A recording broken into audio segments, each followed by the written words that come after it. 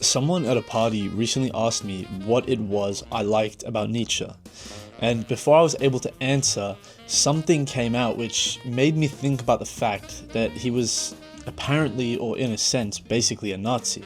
And I had no idea what to respond to, right? My response was, yes, I think he's so influential. I thought he was a great philosopher, a great writer. But it's not because the question itself was unfair, the idea that is Nietzsche good, is Nietzsche bad, but instead because the direct answer to that question requires so much more than a conversation at a party was able to hold. So here is that video. I want to clear up those misconceptions about the man Friedrich Nietzsche, but I also want to address everything that went through his life, everything that he went through, and make sort of a biography on his life to at least bring some light to any sort of topic around him.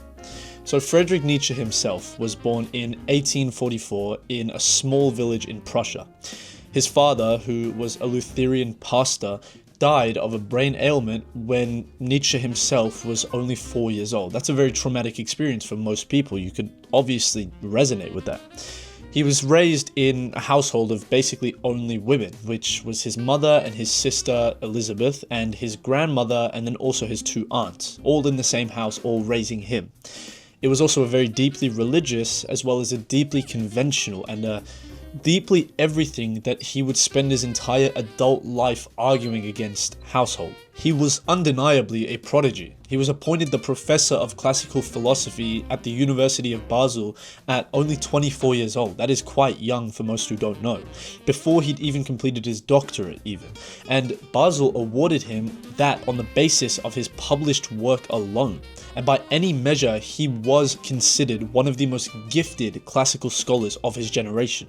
That is not a subjective thing, that is genuinely just the truth. But then he started to think for himself instead of classically or in sort of an academic sense. Now his first major published work, which was The Birth of Tragedy, he published it in 1872, and he argued that Greek culture was not the serene or the rational or the harmonious thing that classical scholarship had decided it was. That underneath the entire Apollonian surface of reason and order was a genuine Dionysian reality of chaos, and it was instinct and destruction instead of everything else it was labeled to be. He stated that the Greeks had been great, not because they denied this reality, but instead because they faced that reality and made art directly from it. And his entire academic establishment hated that take. All of his philosophy colleagues dismissed it as something unscholarly and unpublishable, and his career prospects immediately collapsed, almost immediately. But to most people, that would be a pretty turning point. They would stop, they would apologize, and then they would go back to living their lives. But Nietzsche was different because he did not stop. He wrote Human, All Too Human in 1878, and then The Gay Science in 1882, and then Thus Spoke Zarathustra in 1883, from 1883 to 1885. He wrote Beyond Good and Evil in 1886, and On the Genealogy of Morality in 1887. Twilight of the Idols and The Antichrist were also both written in 1888. And I think if you notice what pattern I'm forming here, he wrote so much content in such a short time frame, whereas most people would have completely stepped down and gone back to their job or gone back to the comfortable life scale. And he wrote all of these books, all of this content, while his health was actively destroying him. He had chronic migraines so severe that he could barely even see or walk. He was vomiting every single minute, every single day, an exhaustion that made his ordinary days seem like some sort of survival test. He resigned his professorship in 1879 because his body was physically incapable of sustaining it, and he spent the following decade wandering Europe alone, boarding houses in Turin or in Nice or in Sils Maria in Switzerland. All of these places he went to, writing in the hours that his health would allow him to, which were to an extent almost never enough and also never guaranteed. And almost nobody read any of his work. He published all this content without any of it being actually acknowledged. He sent so many copies of his books to people who didn't ever respond to him or just didn't acknowledge him. He wrote to his friends who could not follow where he was going and described himself in letters from the period as the most independent thinker in Europe, as well as the loneliest. They are coexistent. And again, he was not wrong about either, in my opinion. He was considerably the loneliest. He had no one around him permanently. He kept moving. But I think the thing that people overlook is that he was also still the most independent thinker in Europe at the time. He was shunned by almost everyone, ignored by almost everyone, and yet he persistently wrote.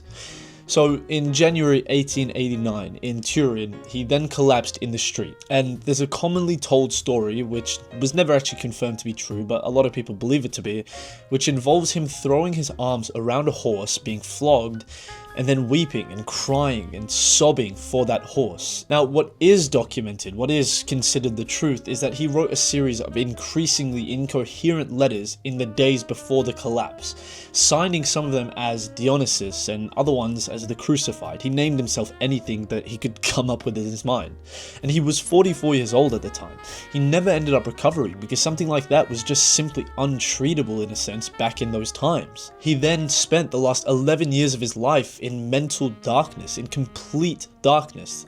He was first put into an asylum and then put into his mother's care and then into his sister's care, and all of those things had each individual tolls on Nietzsche. And he eventually ended up dying in 1900, having not written a single coherent sentence in over a decade. So in turn, his sister, the person who cared for him to an extent, took over everything. And this, in my opinion, is where the beginning of the misconceptions start. This is where the bad ideas come in, and it does deserve to be named directly. Now, Elisabeth Forster Nietzsche, which was her full name, was an anti-Semite. It's undeniable that she was an anti-Semite. That's not an allegation. She married a man named Bernhard Forster who had founded a German colony in Paraguay based on complete racial purity principles, and she married him willingly. So when Nietzsche was lucid, he was completely furious about this. He hated his sister because of that reason. He wrote about anti-Semites with complete contempt, and he broke off with Wagner partly because of the anti-Semitism coming from Wagner, and disowned his sister's complete worldview explicitly and repeatedly. But after his collapse, after his incoherence, she controlled all of his archives. She controlled everything. Therefore, she was alleged to have edited his unpublished works. She selectively presented the ideas that she deemed usable in a way that aligned with German nationalism. So when the Nazis eventually rose to power, she actively promoted Nietzsche as their philosophical ancestor, while Nietzsche was unable to respond, seeing as he was unfortunately dead. Hitler visited her in 1935. There is photographs of that exact moment. That proves her anti-Semitism. But none of this proves or reflects upon Nietzsche's actual writing.